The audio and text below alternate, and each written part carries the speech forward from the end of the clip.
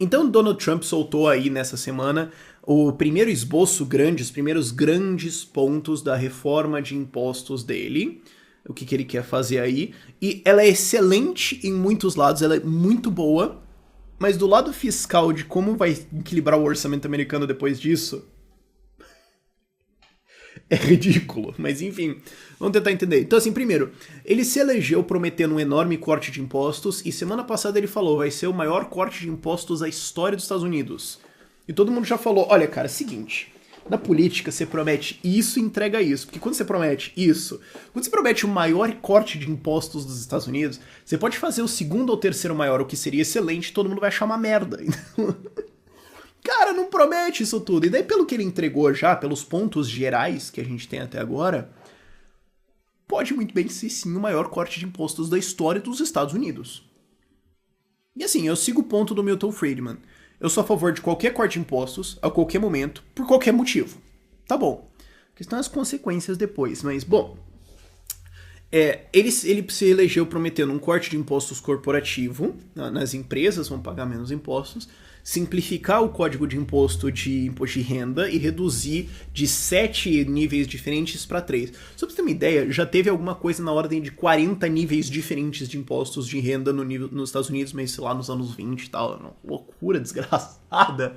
Mas agora ele reduziu para 3, querem reduzir para 3, com as alíquotas de 10%, 25% e 35%.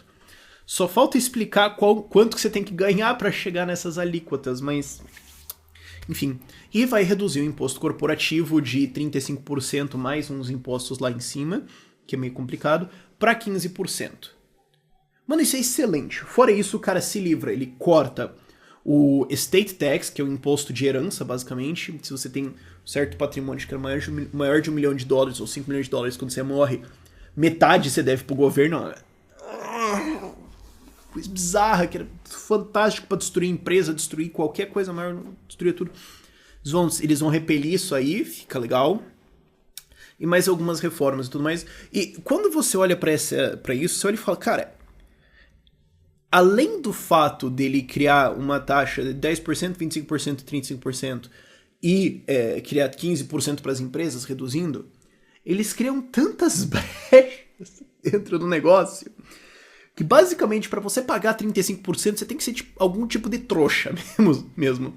Porque, não, você pode ter 35% lá, que vai ser obviamente pra galera mais rica, mas o 15% de imposto corporativo também se aplica para corporações, para LLCs, para incorporadas, para todas as empresas. Então assim, o que você vai começar a fazer é... o cara... Peter Schiff fez um vídeo excelente de 40 minutos cobrindo isso tudo, mas ele falou, o que vai acontecer?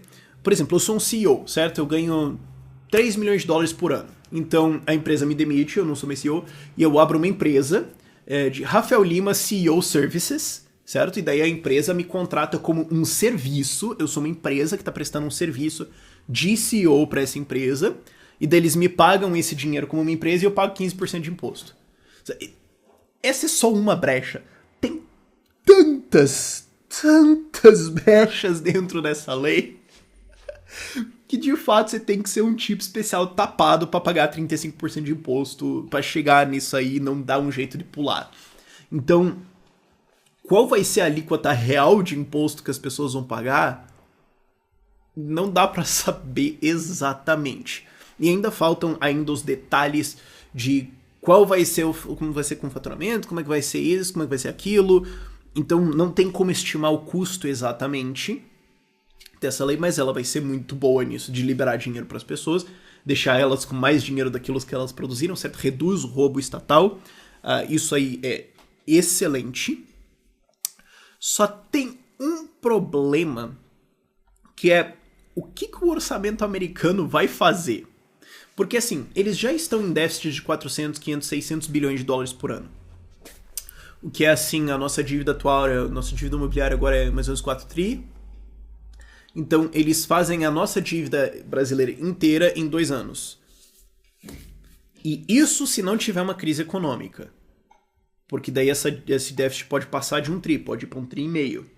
Então, assim, só esse imposto corporativo, esse corte, já era estimado em uns 200 bilhões de dólares por ano. Só que dependendo de todas as lacunas que você consegue fazer, pode ser mais. E ainda tem que ver as deduções de como vai ser isso. Porque você tem o imposto que você paga e daí você vai deduzindo coisa. Se eles mantiverem as deduções do imposto antigo, tinha muitas empresas que, o imposto é 35%.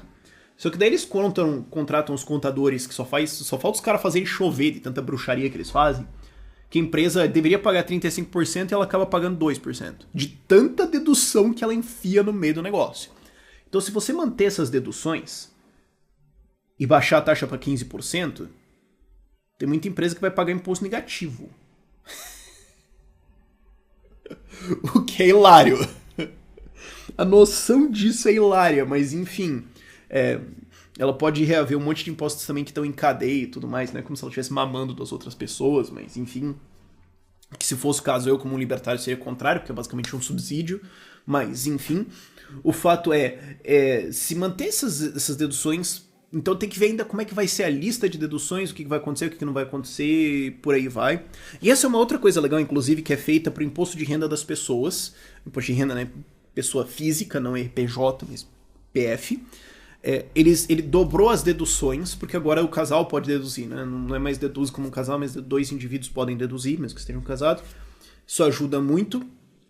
Abre muito espaço de deduções, ele tira algumas outras coisas lá. Eu não vou entrar nos detalhes disso tudo, mas aumenta a quantidade de imposto que você consegue tirar do seu imposto de renda. Então é mais um corte de impostos em cima. Então, de novo, volta àquele ponto, você tem que ser trouxa para pagar 35%, porque vai ter muito jeito de você pular por cima dessa história. E ainda você não vai poder deduzir do seu imposto de renda quanto você pagou de imposto estadual, porque lá é feito diferente os impostos. Antes você podia deduzir. Então, você morar num estado que pague muito, num estado como a Califórnia, que cobra muito imposto de renda, porque sim, a Califórnia cobra imposto de renda, você podia deduzir isso do seu imposto federal. Agora não. Então isso vai incentivar as pessoas a saírem dos impostos dos estados de altos impostos para ir para os estados de baixos impostos. Então a galera vai sair talvez da Califórnia para ir morar no Novo México ou no Texas, o que já é um movimento que existe. Então isso vai ser uma ativa punição para estados que cobram muitos impostos e um benefício para estados que cobram poucos impostos. O que é mais uma redução de impostos. É legal isso. Eu tô gostando dessa história. Mas enfim, eu saí numa tangente. Voltando para as corporações. Esse imposto de corporações aí, vamos ter que ver as deduções ainda para ver como é que isso vai ficar. Mas o gasto estimado era 200 bilhões por ano de déficit adicional aos 400, 500, 600 que ele já tem agora. Então mais 200, só que mais essas deduções pode ser mais. Então pode chegar a 250, 300 bilhões de dólares extras de déficit, porque o governo vai ter renda para pagar isso. E depois tem ainda o imposto de renda, que está sendo reduzido. O state tax ele não faturava muito, mas você tem o imposto de renda e tudo isso. Qual que vai ser o impacto disso? Ninguém sabe calcular. 200 bi, 300 bi, 500 bi, tem alguns caras falando em 600 bilhões de dólares por ano. Então, digamos que é 500. Então esse imposto está cortando aí 700 bi de impostos do governo federal por ano. O que joga o déficit para 1 trilhão e 100, 1 trilhão e 300. Assim, para ano que vem. Tá, então o déficit americano vai ser todo ano a dívida brasileira inteira.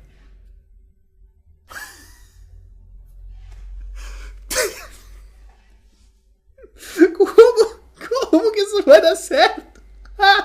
É hilário. Porque o Peter Schiff no vídeo dele chegou a cogitar que talvez o plano seja o seguinte, olha, a gente corta imposto pra caramba e vai criar um rombo gigantesco no orçamento americano. E daí o Donald Trump vai virar pra Câmara dos Deputados e falar, bom, então agora é o seguinte, tá com vocês, cortem um monte de coisa aí pra fechar essa conta. O problema não é meu. Abraço. Isso meio que força os caras a cortarem. Porque só isso explica. Só isso explica esse tipo de fiscal. Eu tô achando isso tão divertido. Porque não tem como você possivelmente criar aquela desculpa baboseira de não, isso aí vai empatar. Porque, ó, a gente tá cortando 1 trilhão de faturamento do governo americano. Só que a economia vai crescer tanto, que os outros impostos vão crescer tanto, que no fim das contas vai empatar. Porque, e dá exato, a gente fez essa conta aqui com os números que a gente queria, e a gente usou umas equações especiais, e porque a gente fez a conta, empata, tá? Não tem como encaixar essa desculpa. Então, ok. Se isso aí passar, porque é só a proposta do Trump. E ainda tem que vir todos os detalhes exatamente. Não é um projeto de lei ainda. É gente, vai ser mais ou menos isso aqui, tá? Isso ainda tem que passar na Câmara dos Deputados. Complicado, porque é parte do orçamento. Eu não sei ainda se tem que passar no Senado. Eu acho que tem que. Se não me engano, tem que. Mas enfim. Pode não passar. Agora, o Trump tá meio que dizendo assim, mas que republicano vai ser contra um corte de impostos desse tamanho? Ou talvez isso abre a janela para outros republicanos entrarem com projetos de corte de gastos. Talvez, inclusive, seja um jogo feito lá por trás, os caras já armaram falando, eu vou entrar com o maior corte de impostos da história dos Estados Unidos, e daí você entra com o maior corte de gastos da história dos Estados Unidos, e lá dentro na Câmara eles falam, olha, vai ter que passar os dois, entendeu? Poxa, olha que coisa ruim, que droga, né? Então, sabe? Pode ser que esse seja o plano. O que eu ia achar muito legal. Só que tem dois problemas em cima disso aí, que é o primeiro. Esse orçamento, essa ideia de... Não é um orçamento, mas esse plano de corte de impostos e tudo mais, não leva em conta na matemática dele para os próximos 10 anos uma crise econômica. É legal isso. Nenhuma projeção de orçamento de qualquer governo leva em conta uma crise.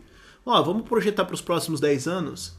Olha, vamos colocar uma crise arbitrária aqui no meio só para imaginar que vai ter um puta déficit e já calcular... Não.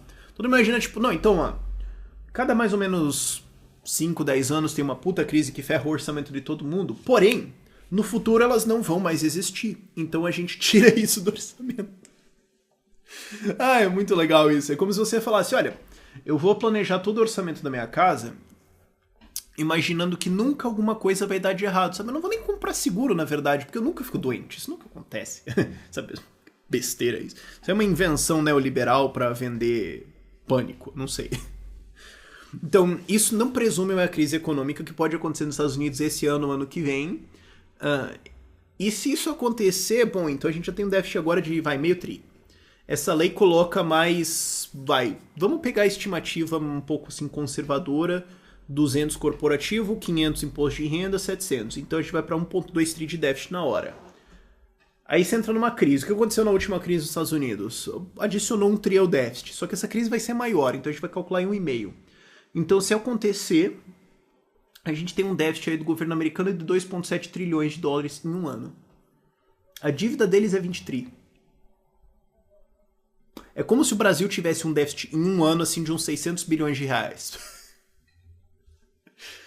E daí você fala, então, a gente pode resolver isso, a gente... pede doações, a gente abre um Kickstarter, o Trump vai abrir um canal do YouTube. Eu não sei como fechar esse problema. E tem uma resposta aí para resolver isso, que é imprime. Faz o que o Banco Central americano já fez, que é quantitative easing 1, 2 e 3, que é o quê? O Banco Central compra títulos da dívida, imprime dinheiro, dá pro governo, fica com o título, e diz, depois você me paga. E daí quando esse título expira, o que o Banco Central faz é imprimir de novo e falar, então eu troco esse título por um novo título, e tudo bem, e a gente continua, toca o negócio aí. E vai ao infinito e além. Só que os quantitative easings anteriores eram 80, 85 bilhões de dólares.